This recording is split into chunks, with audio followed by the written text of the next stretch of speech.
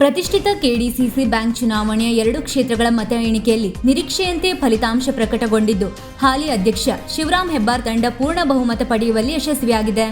ಸೋಮವಾರ ಚುನಾವಣಾಧಿಕಾರಿ ಕಾವ್ಯಾರಾಣಿಯವರ ನೇತೃತ್ವದಲ್ಲಿ ಶೇಸಿಯ ಕೆಡಿಸಿಸಿ ಬ್ಯಾಂಕ್ ಮುಖ್ಯ ಕಚೇರಿಯಲ್ಲಿ ಮತ ಎಣಿಕೆ ನಡೆದಿದ್ದು, ಕಾರವಾರ ಪ್ಯಾಕ್ಸ್ನಿಂದ ಶಿವರಾಮ್ ಹೆಬ್ಬಾರ್ ಬಣದ ಪ್ರಕಾಶ್ ಗುಣಗಿ ಹಾಗೂ ಔದ್ಯೋಗಿಕ ಕ್ಷೇತ್ರದಿಂದ ಸಚಿವ ವೈದ್ಯ ಬಣದ ವಿಶ್ವನಾಥ್ ಭಟ್ ಆಯ್ಕೆಯಾಗಿದ್ದಾರೆ. ಆ ಮೂಲಕ ಸಚಿವ ವೈದ್ಯ ಬಣದಿಂದ 4 ಆಯ್ಕೆಯಾದಂತಾಗಿದ್ದು, 16 ನಿರ್ದೇಶಕ ಸ್ಥಾನದಲ್ಲಿ ಇನ್ನೂ 3 ಕ್ಷೇತ್ರಗಳ ಫಲಿತಾಂಶ ಪ್ರಕಟವಾಗಬೇಕಿದೆ. ಧಾರವಾಡ ಉಚ್ಚ ನ್ಯಾಯಾಲಯದ ಆದೇಶದಂತೆ ಎಣಿಕೆ ನಡೆಸಲಾಗಿದ್ದು, ಕಾರವಾರ ಪ್ಯಾಕ್ಸ್ನಿಂದ ಹಾಲಿ ನಿರ್ದೇಶಕ ಪ್ರಕಾಶ್ ಗುಣಗಿ 7 ಮತಗಳನ್ನು ಪಡೆದು ಗೆಲುವು ಸಾಧಿಸಿ ಸತತ 3ನೇ ಬಾರಿಗೆ ನಿರ್ದೇಶಕರಾಗಿ ಆಯ್ಕೆಯಾಗಿದ್ದಾರೆ.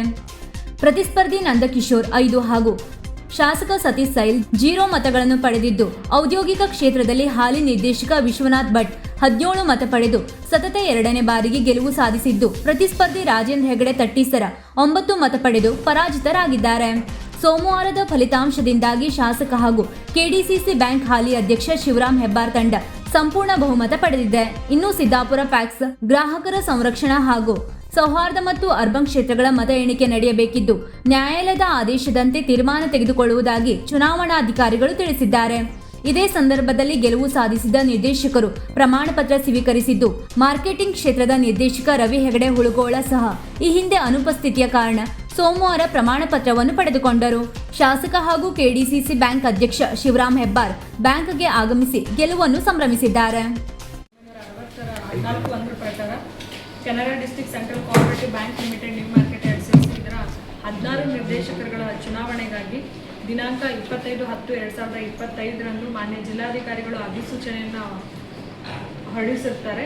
ಅದರಂತೆ ದಿನಾಂಕ 25/9/2025 ಈ ಕೆಡಿಸಿಸಿ ಬ್ಯಾಂಕ್ನ ಆಡಳಿತ ಮಂಡಳಿಯ ನಿರ್ದೇಶಕರ ಚುನಾವಣೆಯ ಸಲುವಾಗಿ ನಮೂನೆ 12ರಲ್ಲಿ 25/9 ಚುನಾವಣಾ ನೋಟಿಸನ್ನು ಹೊರಡಿಸಿ ಚುನಾವಣಾ ವೇಳಾಪಟ್ಟಿಯನ್ನು ನಾವು ಪ್ರಕಟಣೆ ಮಾಡಿರ್ತೇವೆ. ಅದರಂತೆ ಚುನಾವಣಾ ವೇಳಾಪಟ್ಟಿಯ ಪ್ರಕಾರ ದಿನಾಂಕ 13/10/2025 17/10/2025 ಸ್ಪರ್ಧಿಸಲು ಇಚ್ಛಿಸುವಂತಹ ಅಭ್ಯರ್ಥಿಗಳಿಂದ ನಾಮಪತ್ರವನ್ನು ಸ್ವೀಕರಿಸಲಾಗಿರುತ್ತೆ.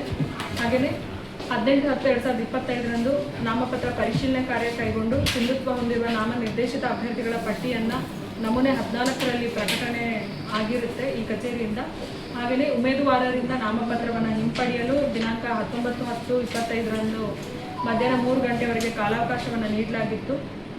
ಹಿಂಪಡೆಯುವಿಕೆ ನಂತರ 3 ಮತಕ್ಷೇತ್ರಗಳಾದ ಅಂಕೋಲಾ ತಾಲೂಕಿನ ಪ್ರಾಥಮಿಕ ಕೃಷಿ ಪತ್ತಿನ ಸಹಕಾರಿ ಸಂಘ, ಹೊನ್ನಾವರ ತಾಲೂಕಿನ ಪ್ರಾಥಮಿಕ ಕೃಷಿ ಪತ್ತಿನ ಸಹಕಾರಿ ಸಂಘ, ಭಟ್ಕಳ ತಾಲೂಕಿನ ಪ್ರಾಥಮಿಕ ಕೃಷಿ ಸಂಘಗಳಿಂದ ಅವಿರೋಧವಾಗಿ ಅಭ್ಯರ್ಥಿಗಳು ಆಯ್ಕೆಯಾಗಿರ್ತಾರೆ. ಹಾಗೆಯೇ ಮುಂದುವರೆದು ದಿನಾಂಕ 25/10/2025 ಬ್ಯಾಂಕಿನ ಚುನಾವಣೆ ಏನು ನಡೆದಿರುತ್ತೆ, ಈ ಕೆಳಗಿನ ಕ್ಷೇತ್ರಗಳು ಅಂದರೆ 4 ಕ್ಷೇತ್ರಗಳಲ್ಲಿ ಚುನಾವಣೆಯ ಫಲಿತಾಂಶವನ್ನು ಕ್ರಮಬದ್ಧವಾಗಿ ಘೋಷಿಸಲಾಗಿರುತ್ತೆ. ಮುಂಡಗೋಡ ತಾಲೂಕಿನಿಂದ ಹಮ್ಮಣ್ಣ ಮಹಾಬಲ ನಾಯ್ಕರವರು, ಹಳಿಯಾಳ ತಾಲೂಕಿನ ಪ್ರಾಥಮಿಕ ಕೃಷಿ ಪತ್ತಿನ ಸಹಕಾರ ಸಂಘದಿಂದ ಶ್ರೀಕಾಂತ್ ಲಕ್ಷ್ಮಣ್ ಗೋಟ್ನೇಕರ್ ಅವರು, ಕುಮಟಾ ತಾಲೂಕಿನ ಪ್ರಾಥಮಿಕ ಕೃಷಿ ಪತ್ತಿನ ಸಹಕಾರದಿಂದ ರಾಜಗೋಪಾಲ್ ಮಹಾದೇವ್ ಅಡಿಯವರು, ಹಾಗೆ ಜೋಯಿಡಾ ತಾಲೂಕಿನ ಕೃಷಿ ಪತ್ತಿನ ಸಹಕಾರಿ ಸಂಘಗಳ ಮತಕ್ಷೇತ್ರದಿಂದ ಕೃಷ್ಣ ಶಾಂತ ದೇಸಾಯಿ ಅವರು ಕ್ರಮಬದ್ಧವಾಗಿ ಚುನಾವಣೆ ಮೂಲಕ ಆಯ್ಕೆಯಾಗಿರ್ತಾರೆ.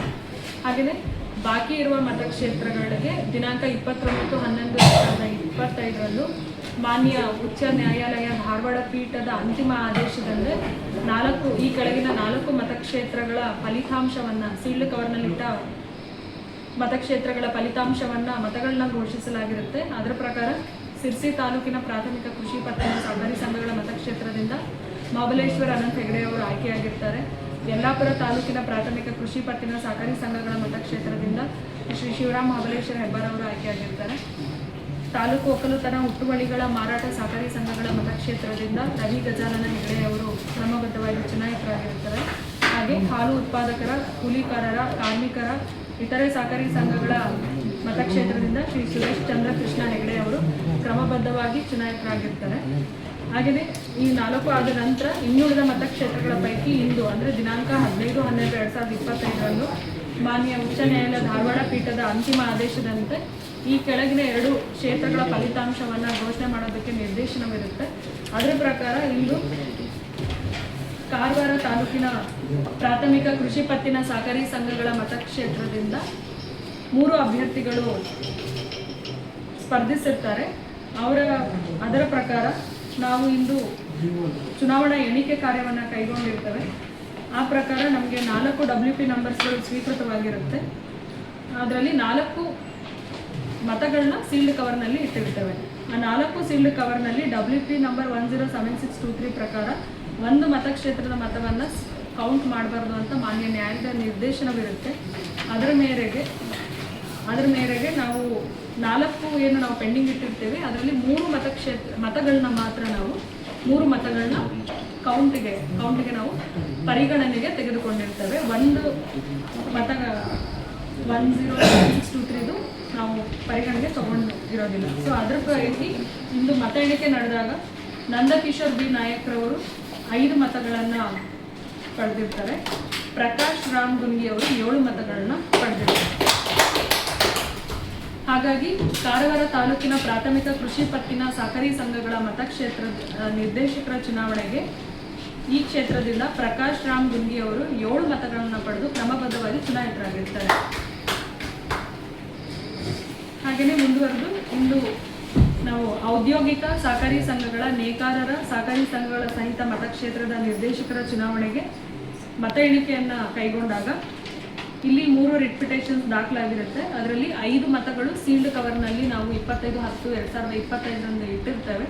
ಅದರ ಪ್ರಕಾರ ಆ ಮೇರೆಗೆ ಮಾನ್ಯ ಉಚ್ಚ ನ್ಯಾಯಾಲಯದ ಆದೇಶದಲ್ಲಿ ಈ 3 WPನ ಅಂತಿಮ ಆದೇಶದಲ್ಲಿ ಆ ಆದೇಶ ತುಂಬ ಕ್ಲಿಯರ್ ಆಗಿರುತ್ತೆ. 4 ಮತಗಳನ್ನ ನಾವು ಕೌಂಟ್ ಮಾಡಬೇಕು ಅಂತ ಇರುತ್ತೆ. ಹಾಗೆ 1 ಮತಗಳ ಬಗ್ಗೆ ಕೌಂಟ್ ಮಾಡಬೇಕು ಅಥವಾ ಮಾಡಬಾರ್ದು ಅನ್ನೋದು ಯಾವುದೂ ನಿರ್ದೇಶನವಿಲ್ಲ. ಆ್ಯಸ್ ಎ ರಿಟರ್ನಿಂಗ್ ಅಧಿಕಾರಿಯಾಗಿ ನನ್ನ ವಿವೇಚನಾಧಿಕಾರಿಯಿಂದ ಆ 1 ಮತಗಳನ್ನ ನಾವು ಪರಿಗಣನೆಗೆ ತೆಗೆದುಕೊಂಡಿದ್ದೇವೆ. ಅದರ ಪ್ರಕಾರ ಔದ್ಯೋಗಿಕ ಸಹಕಾರಿ ಸಂಘಗಳ ನೇಕಾರರ ಸಹಕಾರಿ ಸಂಘಗಳ ಸಹಿತ ಮತಕ್ಷೇತ್ರದ ನಿರ್ದೇಶಕರ ಚುನಾವಣೆಗೆ 2 ಅಭ್ಯರ್ಥಿಗಳು ಸ್ಪರ್ಧೆ ಮಾಡಿರ್ತಾರೆ. ಅದರಲ್ಲಿ ರಾಜೇಂದ್ರ ಹೆಗಡೆ ಅವರು 9 ಮತಗಳನ್ನ ಪಡೆದಿರ್ತಾರೆ. ವಿಶ್ವನಾಥ್ ಸುಬ್ರಾಯ್ ಭಟ್ರಿಯವರು 17 ಮತಗಳನ್ನು ಪಡೆದಿರ್ತಾರೆ.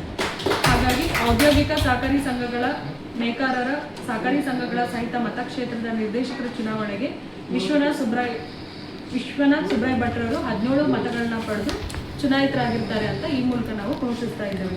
ಹಾಗೆಯೇ ಮುಂದುವರೆದು ಉಳಿದ ಮತಕ್ಷೇತ್ರಗಳ ಕುರಿತು ಮಾನ್ಯ ಉಚ್ಚ ನ್ಯಾಯಾಲಯ ಧಾರವಾಡ ಪೀಠದ ಆದೇಶಕ್ಕೆ ಬಾಕಿ ಇರುವ 3 ಮತಕ್ಷೇತ್ರಗಳ ಹೆಸರು ಈ ರೀತಿ ಇದೆ.